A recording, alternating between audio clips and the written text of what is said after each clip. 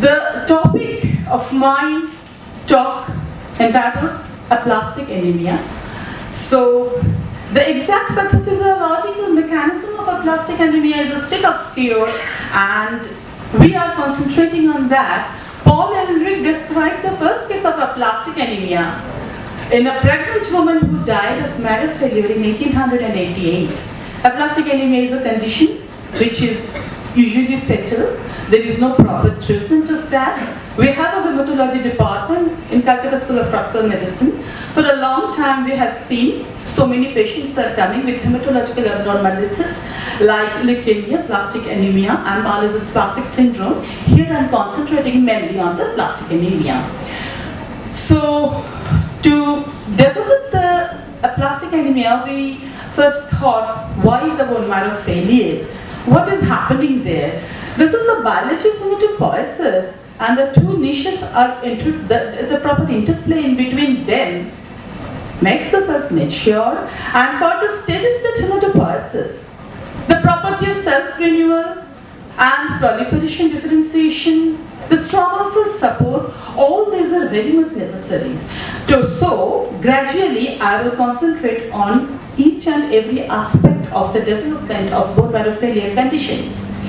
We have injected busulfan and cyclophosphamide for the development of aplastic anemia in Swiss inbred albino mice, and have seen first the peripheral blood, which shows totally the aplastic nature, and published that one in Stem Cell International, primitive carbon positive bone marrow hematopoietic stem cell and mouse model of aplastic anemia. After going through the peripheral blood scenario, we concentrated on the bone marrow profile, and you can see in aplastic condition, the marrow is full of adipocytes. Gradually the concentration increases, and by scanning electron microscopy, the hypocellular marrow is evident.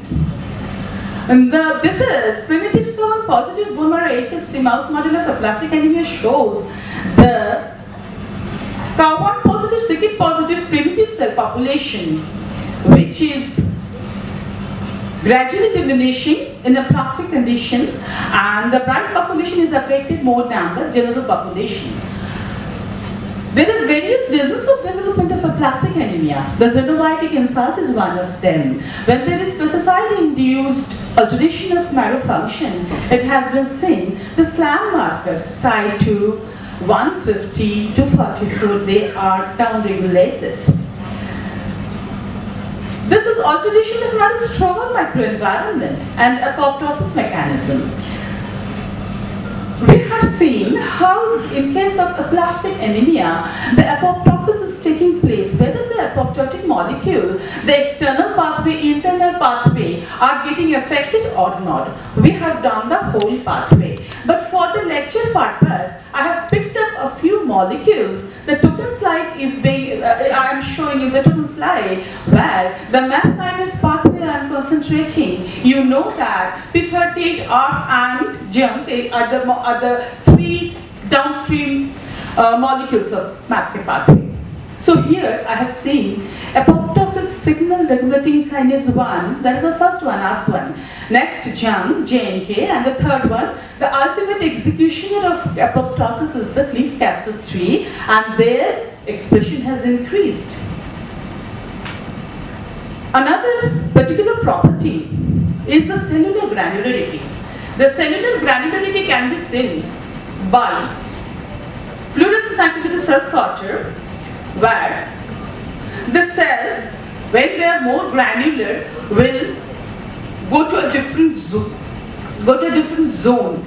So in that way we have seen that the granularity and density of cell decreases in case of a plastic condition. Their colony forming capacity has been seen, and it has been published in Stem Cell International 2010. All the colony forming units, they are gradually diminishing. Now, kinetic impairment of hematopoietic stem cell in aplastic anemia. I am sure saying you only the aplastic anemia here today. The M1, M2 and M3, these are the three phases of cell